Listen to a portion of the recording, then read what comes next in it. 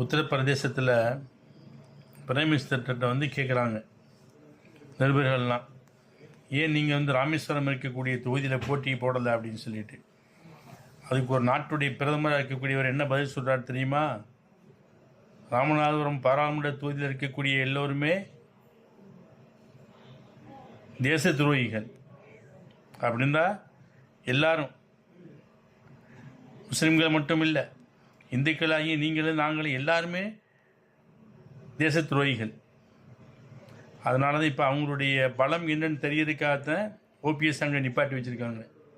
இப்போ ஓபிஎஸ்க்கு நீங்கள் ஓட்டு போட்டிங்கன்னு வைங்களேன், அப்போ பிரிஞ்சிருக்கக்கூடிய அதிமுகவுக்கு எவ்வளோ பலம் இருக்குன்னு தெரிஞ்சுக்கிடுவாங்க, பிஜேபிக்கு எவ்வளோ பலம் இருக்குன்னு தெரிஞ்சுக்கிடுவாங்க.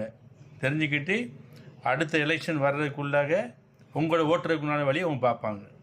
அதனால் நீங்கள் என்ன செய்யணும், இப்போவே பிஜேபிக்கு